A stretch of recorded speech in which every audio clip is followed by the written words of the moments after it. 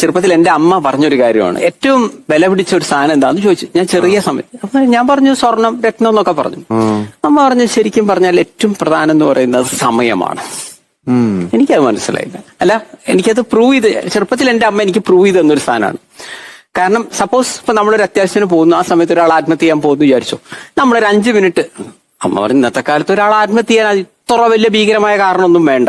TV കാണുന്നതിനിടയിൽ അച്ഛൻ TV of ചെയ്തു, അല്ലെങ്കിൽ ഭർത്താവ് തല്ലി, ഭാര്യ കണ്ണുരുട്ടി എന്നൊക്കെ പറഞ്ഞിട്ടാണ് ഇവിടെ. അല്ലാതെ ആ സമയത്ത് ഒരാൾ അവരെ ഒന്ന് ഉപദേശിച്ചാൽ ചിലപ്പോൾ അതൊക്കെ കഴിഞ്ഞു, ഇത്രയേ ഉള്ളൂ.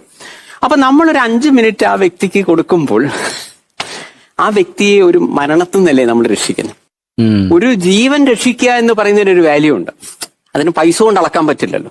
അപ്പൊ സ്വർണവും രത്നമൊന്നും അല്ല ഒരു മനുഷ്യൻ. അതുകൊണ്ട് ഏതൊരാളെയും നമ്മളൊന്ന് റെസ്പെക്ട് ചെയ്ത് സംസാരിക്കുക. കാരണം നമ്മൾ അറിയുന്നില്ലല്ലോ ആ വ്യക്തി ഏതവസ്ഥയിലായിരിക്കുന്നത്. നമ്മൾ അമ്മ വരുന്ന ഒന്ന് പൈസയും കാശൊന്നും കൊടുത്തില്ല, ഒന്ന് ചിരിച്ചൂടെ ഒരാ?